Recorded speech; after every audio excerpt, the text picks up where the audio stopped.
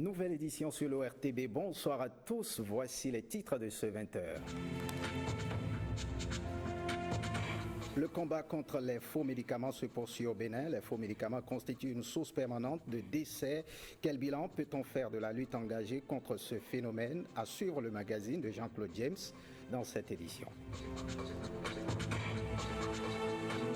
Le parti RND, le Rassemblement national pour la démocratie, est installé dans le zoo. Les militants se sont retrouvés pour donner de nouvelles orientations à leur mouvement politique.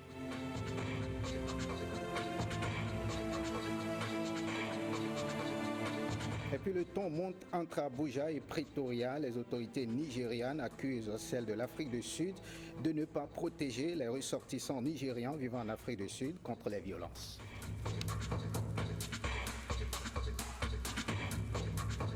Bonsoir à tous, bienvenue. Si vous nous rejoignez dans cette nouvelle édition, le ministre de l'Intérieur et son collègue de la Santé ont tenu une conférence de presse cet après-midi contre les faux médicaments. Objectif, faire un bilan partiel de l'opération déclenchée le 24 février dernier contre les faux médicaments. Plus de précisions dans ce reportage de Huguette Ondelo. C'est pour faire le point de l'opération de lutte contre les faux médicaments démarrée le 24 février dernier que cette conférence de presse a été animée par les ministres de l'Intérieur et de la Santé. Cette opération dénommée Pangea 9 est une opération internationale. Si c'est 9, c'est la 9e édition. L'année dernière, disons en 2015, il a eu la 8e édition. Et cette année, en 2017, il y aura la 10e édition. Et 2016 était prévu pour la 9e édition. Donc nous sommes un peu en retard par rapport. Et pour cause, c'est pour nous rassurer du succès de l'opération que nous l'avons retardée. Le gouvernement l'a autorisé depuis le 1er septembre dernier. C'est l'opération mondiale de lutte contre le trafic de faux médicaments, contre le crime pharmaceutique. C'est cette opération qui s'appelle opération Pangea. Le ministre de l'Intérieur a fait un bilan partiel de l'opération. Le résultat partiel à date d'aujourd'hui, comme médicament saisi, c'est 80 tonnes 837. Ceci peut être dépassé à l'heure où je vous parle. Mais jusqu'à hier soir, ça fait 80 tonnes, contre 4 tonnes en 2015. Donc 20 fois plus que le résultat des autres opérations. J'ai un peu les résultats en détail ici, par département, mais c'est le littoral qui bat le record, avec plus de 71 tonnes et demi. Et jusqu'ici, on a réussi à mettre la main sur environ 109 personnes. Toutes ces personnes sont entre les mains de la police ou de la justice. Le ministre de la Santé rassure les populations quant aux mesures alternatives prévues dans le cadre de cette lutte. Aujourd'hui, dans nos zones sanitaires, puisque nous en avons 34 dans le pays, dans toutes les zones sanitaires, il y a des centres qu'on appelle les dépôts répartiteurs. Dans ces centres, nous avons les produits génériques. Ces produits existent. Ils sont bons, ils sont efficaces. Ils ne sont pas chers, ils sont abordables. Mais il semble qu'il y a un problème d'information. Donc nous avons pris les dispositions pour que tous les dépôts répartiteurs aient suffisamment de médicaments pour servir les populations. L'opération Pangea 9 se poursuit de façon simultanée dans les 12 départements du Bénin. On parle toujours de faux médicaments. Ils font une concurrence déloyale aux produits pharmaceutiques et restent une source permanente de décès. Mais au Bénin, les luttes ont commencé par porter leurs fruits grâce à une visite inopinée au marché à Diagoulé. Dans cet élément de Jean-Claude James, il revient sur quelques temps forts de ce long processus. Regardez. Esthétiquement, le résultat est souvent probant. boîtes et emballages imités à perfection. Nous sommes dans l'univers des faux médicaments. Même couleur et même forme que les vrais médicaments, ces produits contrefaits sont de véritables poisons dans lesquels on retrouve des substances chimiques potentiellement dangereuses. Au Bénin, une lutte implacable a été engagée contre ce commerce avec plusieurs descentes dans le grand marché pour des saisies. Il y a dedans des médicaments sous contrôle. Même si vous êtes pharmacien, ceux qui ont droit de commercialiser ces médicaments-là ne savent pas le faire n'importe comment. Ils sont contrôlés. Le Bénin, dans l'organisation internationale, a droit d'importer certaines quantités de ces médicaments. Ça se retrouve très facilement chez ces gens-là. On a vu des formes solides, liquides, des injectables qu'on expose à 50 degrés, 45 degrés, enfermés dans une chambre. Selon l'Organisation mondiale de la santé, un faux médicament est un médicament délibérément et frauduleusement muni d'une étiquette n'indiquant pas son identité ou sa source véritable. Dans les pays en développement, ces médicaments sont à la base de nombreux décès. C'est d'abord les maladies comme l'insuffisance rénale, la résistance médicamenteuse qui font leur apparition. Les faux médicaments. La précarité dans notre pays fait qu'on pense qu'en allant sur les étalages acheter ces médicaments-là, on peut faire de l'économie ou qu'on achète moins cher. Mais on achète sa mort. Au regard des conséquences, en octobre dernier, les pharmaciens étaient dans les rues de Cotonou pour tirer la sonnette d'alarme. Tant que ces médicaments ne vont pas disparaître du marché Adjegunle et de nos rues, nous n'allons jamais cesser de vous parler, de vous sensibiliser. Il faut que les vendeurs de faux médicaments ne soient pas à l'aise. Il faut qu'ils soient inquiétés et punis parce que ce n'est pas un bon commerce. Ce cri de cœur a eu un écho favorable car grâce à la libération des espaces publics, le marché Adjegunle, plaque tournante de ces faux médicaments, a fait sa toilette avec à ce jour plus de 80 tonnes de médicaments saisis. Quittons les faux médicaments pour parler politique à présent. Installation de la Fédération nationale du parti RND, Rassemblement national pour la démocratie. C'était en présence du président de ce parti politique, le député Jean-Michel Abimbola. Gilles Danso et François Zinsou nous font le point. Le Rassemblement national pour la démocratie RND renforce ses bases ici dans le zoo. Mot de gratitude. Les militants et militantes du département du Zou sont contents et présentent leurs félicitations à l'honorable, accepté à nous rejoindre ce soir pour ces travaux. Un parti politique mobilisé autour des idéaux de développement. C'est évident que dans les futurs rassemblements, chacun va ramener ses forces. Et nous, le RND, nous comptons bien amener nos forces sur toute l'étendue du territoire national pour montrer déjà quel était le rayonnement de notre parti à travers le pays.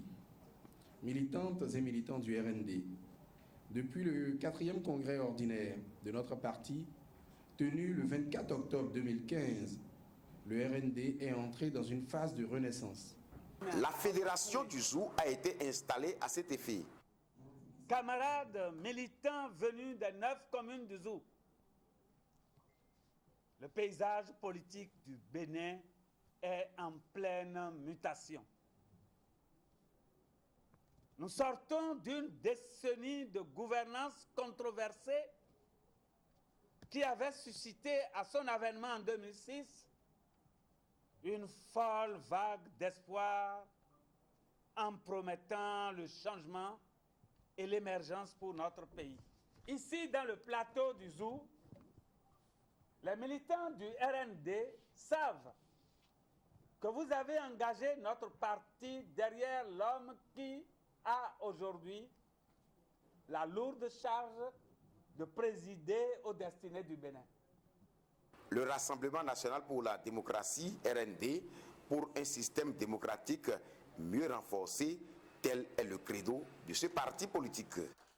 Direction la Donga, les filles et fils du village de Funga dans la commune de Djougou, préoccupés par les questions de développement de la localité, se sont retrouvés à la faveur de leur 5e congrès ordinaire. L'objectif est double. D'abord, consolider les liens, puis chercher les voies et moyens pour faire face aux nouveaux défis de développement. Abdoulaye Idrissou et Ousmane Baparapé. Conformément à la tradition, les patriarches procèdent à la libation pour implorer les mânes des ancêtres. Le rituel porte bonheur aux participants de la 5e édition du congrès ordinaire de l'ADF, l'association de développement de Funga à Gamassoso. Plusieurs actions sont déjà menées par les membres de l'ADF au profit des habitants du village. La construction et l'équipement du collège de la localité, l'organisation des cours de vacances suivis de dons de kits scolaires à tous les élèves. Nous profitons de cette occasion pour égrener quelques chapelets de doléances.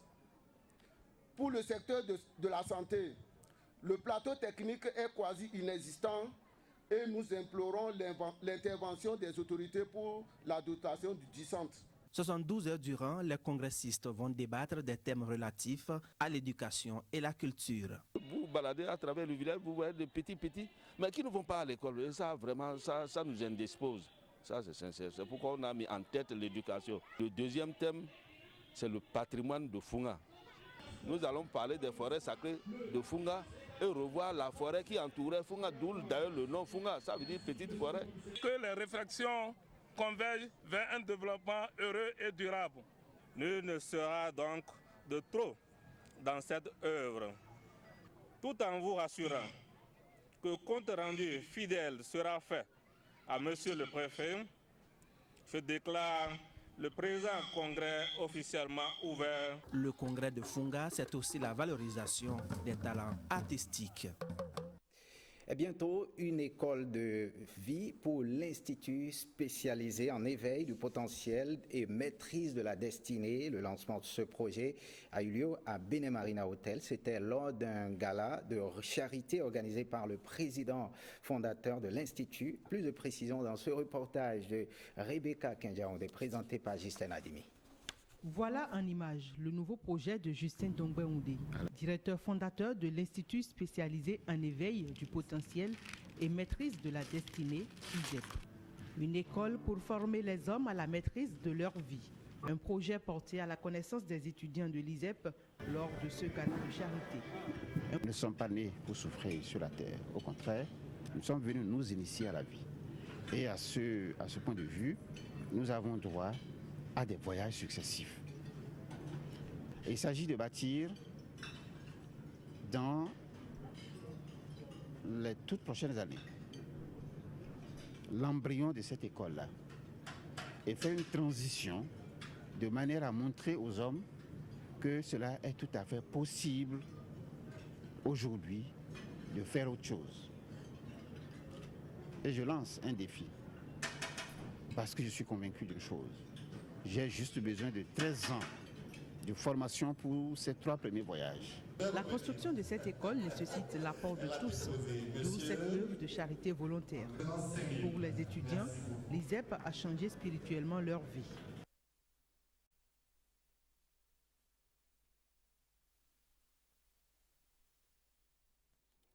Eh bien, excusez la qualité sonore de cet élément. Nous y reviendrons dans notre édition de 23h. L'artiste Alindé lance un nouvel album. L'œuvre est intitulée Le Destin et comporte une vingtaine de chansons du rythme gongbe, un rythme de l'air culturel Idacha. Amel Lonfodji pour plus de précision. Ibéré en langue Idacha, Le Destin en français, c'est le titre du 4e album de la chanteuse béninoise Kadjogbe Alindé. À travers des chansons originales, l'artiste valorise le rythme traditionnel Gombe. Quelques fans apprécient. Alindé est une battante, c'est une Amazone. Elle a hérité de ce rythme-là de son père, Oliwaro, qui a fait les merveilles, qui a fait une grande promotion en son temps. Il a été même jusqu'au FESPACO, un grand festival qui a eu lieu au Nigeria en son temps, dans les années 70. C'est réellement traditionnel, c'est réellement endogène. puis bon, vous voyez, on est fiers d'avoir encore les pieds dans le sol, je veux dire. Elle arrive à allier musique moderne et musique traditionnelle. Et je crois qu'elle va s'orienter davantage vers le travail sur la musique traditionnelle qui n'a pas forcément besoin d'instruments modernes pour se valoriser. Plusieurs distinctions sont à l'actif de Kajogbe Alinde. Le dernier sacre est celui du meilleur artiste traditionnel décerné par Benin Top 10 en décembre 2016. L'album porte 15 titres audio et 10 vidéos. Je dis un grand merci à mes fans et pour leur soutien. Et je dis merci à tous ceux-là qui me soutiennent. Le manager de l'artiste dévoile quelques projets. Elle a créé le festival Gourmet et pour cette année, la 4e édition aura lieu en cours du mois de juillet. Des artistes et autres sympathisants sont venus soutenir l'œuvre de Kajogbe Alinde. On ne change pas de registre. Sandra Fora ou Sandra La Joie a présenté son premier album Gospel au public de Lokossa. Fidèles chrétiens, amis, parents et autres curieux sont allés découvrir l'artiste dans une prestation live. Henri Fachina et Evari Zomao ont été témoins de cet événement. Regardez. Sandra Fora ou Sandra La Joie a pris la décision d'égayer les cœurs dans la joie. Son album et sa prestation live en sont une preuve.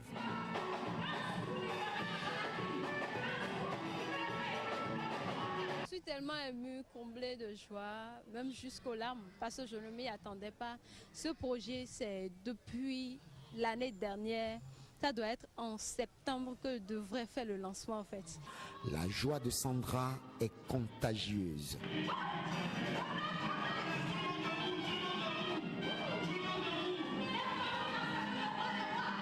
En témoignent les appréciations des spectateurs. Comme notre soeur a décidé de nous faire sortir le gospel sur le monde entier, nous sommes très contents. C'est pourquoi nous sommes derrière elle. Et à Capella aussi, on a regardé à la télévision, bon, c'est magnifique. C'est pourquoi quand on a appris que c'est aujourd'hui le jour J, moi j'ai tout fait pour être là. Vraiment, les mots me manquent pour qualifier ce que ma soeur a fait. Je l'ai appelée ma soeur parce que je suis son responsable dans la chorale. Elle a d'abord le don et elle a osé. C'est du fait qu'elle a osé qui m'a tellement touché, moi particulièrement. J'ai été très satisfait de ce qu'ils ont présenté aujourd'hui, surtout les finalistes du tournoi a cappella qui étaient aussi présents. Ils ont présenté du très bon spectacle et j'ai trop aimé. Cette expérience musicale a commencé bien avant l'aventure d'A Cappella, qui a été la confirmation d'un talent soutenu par plusieurs autres finalistes de cette 4e édition du concours de la plus belle voix organisée par l'ORTB.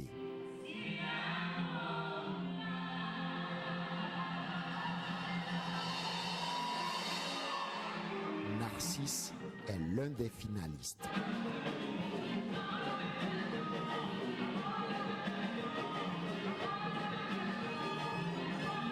A Cappella a fait une artiste qui est certainement devenue une star ici à Lokossa. Comme une tache d'huile, le Bénin et le monde entier pourraient se nourrir de cette voix.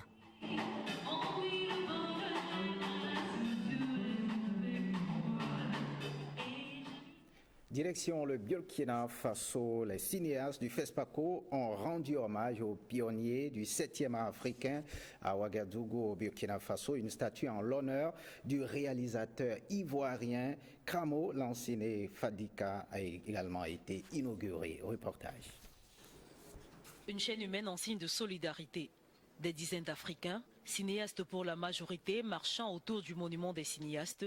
La 25e édition du FESPACO, le Festival panafricain du cinéma et de la télévision de Ouagadougou, rend hommage aux pionniers du cinéma africain. Je pense que le cinéma a un grand rôle, surtout pour nous Africains, parce que le cinéma et la littérature ont contribué à déformer l'image du nègre à travers le monde. Et c'est par le cinéma que nous pouvons restaurer cette image-là. Si dévoilée, une statue en bronze en l'honneur du réalisateur ivoirien Kramo Lassine Fadika. l'un des pionniers du 7e art africain. L'écrivain-réalisateur, auteur du film Djeli, ou Griot en Malinké, sorti en 1981, a reçu le Grand Prix à la 7e édition du FESPACO. Un héritage africain, estime Cheikh Oumar Sissoko, réalisateur malien. L'héritage, c'est important. Et ça nous manque beaucoup aujourd'hui, qu'on n'ait pas référence donc, aux films qui ont déjà été faits pour nous permettre de mieux comprendre donc, les structures de films, l'esthétique de cinéma, comme l'ont pensé d'autres, et mieux reconstruire la nouvelle esthétique du cinéma. Quelques 164 films de tout format sont en compétition, dont 20 longs métrages issus de 14 pays pour la récompense suprême. Les Talents d'or de Yenega est succédé à Fièvre du Marocain Hicham Ayouch. En marge du FESPACO se tiendra la 18e MICA, la bourse de programmes audiovisuels africains et sur l'Afrique. Une centaine de films devraient attirer producteurs, distributeurs, diffuseurs et porteurs de projets.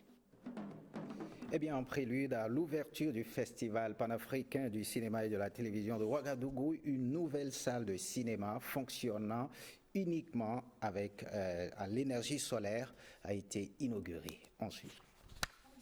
Une nouvelle salle de cinéma fonctionnant à l'énergie solaire inaugurée en prélude à l'ouverture du Festival panafricain du cinéma et de la télévision de Ouagadougou, le FESPACO. Baptisé Canal Olympia Yenenga, cette salle d'une capacité de 300 places peut également accueillir d'autres spectacles et des concerts. Le FESPACO, c'est Ouagadougou. Et nous avons tout à fait intérêt à tenir le standing. Et je veux dire, grâce justement à ce type d'apport du secteur privé, je veux dire que ça permet au Burkina Faso de rester bien au centre de sa mission, qui est de faire en sorte de développer, de faire la promotion des films africains. Troisième plus grande de la capitale burkinabé, Canal Olympia Yenenga est bâti sur plus de 700 mètres carrés pour un coût de 2 milliards de francs CFA, soit 3 millions d'euros. Son inauguration intervient alors que de nombreuses salles historiques ont fermé leurs portes et beaucoup de villes africaines ne disposent plus de grands écrans. Ici seront particulièrement projetés des films de Nollywood et ceux du FESPACO. On commence par 1500 francs CFA, c'est le tarif qui est dans tous les canaux Olympia et on va avoir. Les promoteurs visent la satisfaction première du public tout en développant la production et la promotion des films africains. 50 autres salles de cinéma devraient être ouvertes en Afrique dans les prochains jours. Et puis en Algérie, les rumeurs sur l'état de santé du président Abdelaziz Bouteflika vont bon train à tel point que son parti, le FLN, s'est vu obligé de rassurer les Algériens. Reportage. Abdelaziz Bouteflika va bien. Par cette déclaration, le FLN, le parti au pouvoir en Algérie, veut rassurer l'opinion publique sur la santé du chef de l'État. Car depuis le report de la visite d'Angela Merkel dans le pays, les rumeurs sur son état de santé vont bon train. La chancelière allemande devait arriver à Alger le 20 février, mais dans un communiqué, la présidence algérienne a reporté la visite pour indisponibilité temporaire du président. Affaibli par la maladie, les apparitions d'Abdelaziz Bouteflika se font de plus en plus rares. Âgé de 79 ans, ce dernier a été victime d'un accident vasculaire cérébral en 2013. Les séquelles sont lourdes, il ne se déplace plus qu'en fauteuil roulant et ne peut plus effectuer de déplacement officiel à l'étranger. Les prochaines élections présidentielles doivent se tenir en 2019 et déjà, de nombreux successeurs potentiels font parler d'eux. Une bataille de succession, un président à la santé fragile et qui n'apparaît presque plus en public, voilà deux éléments qui font entrer le pays dans une période d'incertitude politique. Direction l'Afrique du Sud, les autorités nigérianes accusent celles sud-africaines de ne rien faire pour protéger les ressortissants nigérians lors des violences en Afrique du Sud. Le ton monte entre Abuja et Pretoria. Regardez. Le gouvernement sud-africain mis à l'index par les autorités d'Abuja au sujet des violences xénophobes qui touchent majoritairement la communauté nigériane à Johannesburg. Le Nigeria accuse Pretoria de n'avoir rien fait pour protéger ses ressortissants et avance le chiffre de 116 Nigérians tués durant les violences. Un constat que rejette le ministre sud-africain de l'Intérieur.